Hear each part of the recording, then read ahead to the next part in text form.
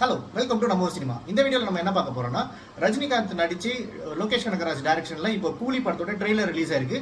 இந்த ட்ரெய்லர் எப்படி இருக்கு, இதுல இருந்து படத்தோட கதை என்னவா இருக்கும் அப்படின்றத அசம்ஷன் தான் இந்த வீடியோல பார்க்க போறோம். வாங்க வீடியோக்குள்ள போய் தெரிஞ்சுக்கலாம். ஸோ கூலி ட்ரெய்லர் பார்த்தோம், செம்ம ஆக்ஷன் பேக்டா இருக்கு. படத்துல வந்து நிறைய ஸ்டார் கார்ட்ஸ் இருக்காங்க. ரஜினிகாந்த்லேருந்து ஆரம்பிச்சு சத்யராஜ், அமீர் கான், நாகார்ஜுன், அப்புறம் வந்து ஸ்ருதிஹாசன். ஸோ இவங்க இவ்வளோ பேர் இருக்காங்க. அண்ட் இந்த படத்துக்கு வந்து ஏ சர்டிஃபிகேட் கொடுத்துருக்காங்க. காரணம் வந்து நிறைய வயலன்ஸ் இருக்குன்னு சொல்லிட்டு லோகேஷ் கனகராஜுமே வந்துட்டு நிறைய இன்டர்வியூஸ்ல சொல்லியிருக்காரு, அவர் பெரிய ஆக்ஷன் ஃபிலிம் ஃபேன் சொல்லிட்டு. ஸோ இந்த படமே வந்து ஒரு ஆக்ஷன் படமாக தான் இருக்கும் அப்படின்றது தான் சொல்லியிருக்காரு.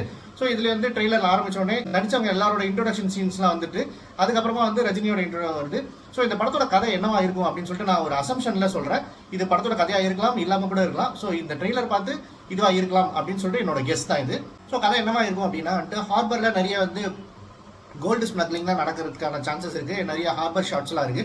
அந்த எனக்கு தெரிஞ்சு சத்யராஜ் வந்து ஒரு ஜேர்னலிஸ்டா இருக்கலாம், இல்லைன்னா வந்துட்டு அந்த அந்த கொள்ளடிக்கிற இடத்துலேருந்து வந்து நிறைய வந்து துப்பு துளக்கி நிறைய இடத்த விஷயத்த சேகரிக்கிற வேலையை பண்ணலாம் மாதிரி இருக்கலாம். அண்ட் அவரோட பொண்ணா வந்து ஸ்ருதிஹாசன் இருக்கிறதுக்கு சான்சஸ் இருக்கு. அவங்களே ஸ்ருதிஹாசன் ஒரு இன்டர்வியூல சொல்லியிருக்காங்க, சத்யராஜோட பொண்ணா நடிக்கிறேன்னு சொல்லிட்டு. ஸோ சத்யராஜும் ரஜினியும் வந்துட்டு சின்ன வயசுலேருந்து ஃப்ரெண்ட்ஸாக இருக்கிறதுக்கும் சான்சஸ் இருக்கு. சத்யராஜ் வந்து ஒரு ஸ்டேஜ்ல வந்து கொலை பண்ணிடுறாங்க, அதுக்கு பழி வாங்குறதுக்கு ரஜினி திருப்பி வராரு அப்படின்னு இருக்கலாம். இல்லைன்னா வந்துட்டு சத்யராஜுக்கு ஏதோ பிரச்சனை நடக்கிறதுனால ரஜினி திருப்பி வராரு அப்படின்னு சொல்லிட்டு கூட இருக்கலாம். ஏன்னா ஒரு டைலாக் இருக்கு, 30 வருஷமா அமைதியா இருந்தேன், இப்போ நான் தான் அவனை கூப்பிட்டு வந்திருக்கேன் அப்படின்ற மாதிரி சத்யராஜ் சொல்றாரு. ஸோ சத்யராஜ் வந்து ரஜினி கிட்ட சொல்லி 30 வருஷமா அமைதியா இருக்க சொல்லி இப்போ திருப்பி சத்யராஜ் பிரச்சனையில மாட்டிக்கிறப்போ ரஜினி திருப்பி வந்து ஹெல்ப் பண்ற மாதிரி இருக்கலாம். அண்ட் இன்னொரு விஷயம், இது வந்து உண்மையா இல்லையன்றதுல சத்யராஜோட பொண்ணா ஸ்ருதிஹாசன் நடிச்சிருக்காங்க.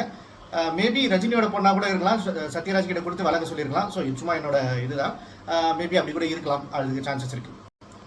அண்ட் ஒரு ஷாட்ல வந்து ரஜினியோட நெகட்டிவ் ஷேட்ல வந்து இந்த பாஷா படத்துல காமிப்பாங்க தெரியுமா, பாஷாவை காமிக்கிறப்போ ஒரு நெகட்டிவ் இமேஜ் வச்சிருப்பாங்க, அந்த மாதிரி ஒரு கடைசியா ட்ரெய்லர் முடிகிறப்போ வச்சிருக்காங்க. ஸோ கண்டிப்பா வந்து படத்துல வந்து ஒரு ஃபிளாஷ்பேக் இருக்கு. லோகேஷுமே வந்து ஒரு இன்டர்வியூல சொல்லியிருக்காரு, படத்துல ஃபிளாஷ்பேக் இருக்கு அப்படின்னு சொல்லிட்டு, சின்னதாக வேற மாதிரி ட்ரை பண்ணிருக்கேன் அப்படின்னு சொல்லியிருக்காரு.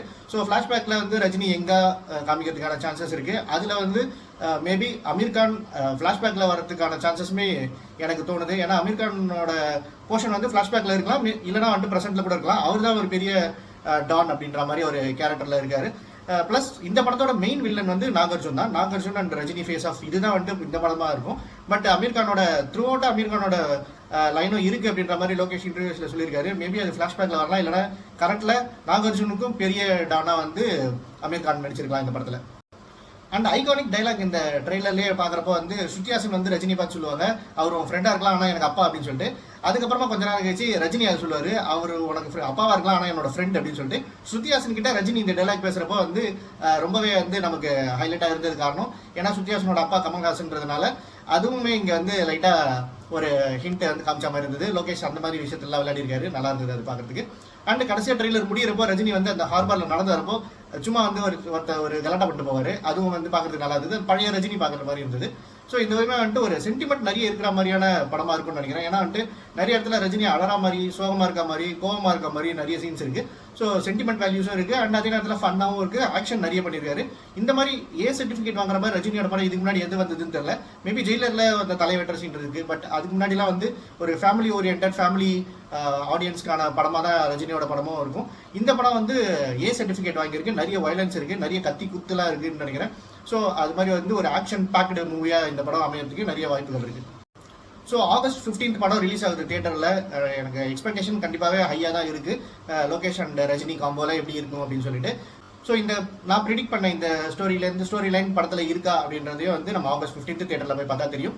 ஸோ இந்த வீடியோ பிடிச்சிருந்தா லைக் பண்ணுங்க, ரொம்ப பிடிச்சா உங்க ஃப்ரெண்ட்ஸ்க்கு ஷேர் பண்ணுங்க. இன்னும் நம்ம ஊர் சினிமா சேனல் சப்ஸ்கிரைப் பண்ணுங்க. அப்படியே பக்கத்தில் இருக்கிற பெல் ஐக்கானை பிரஸ் பண்ணுங்க.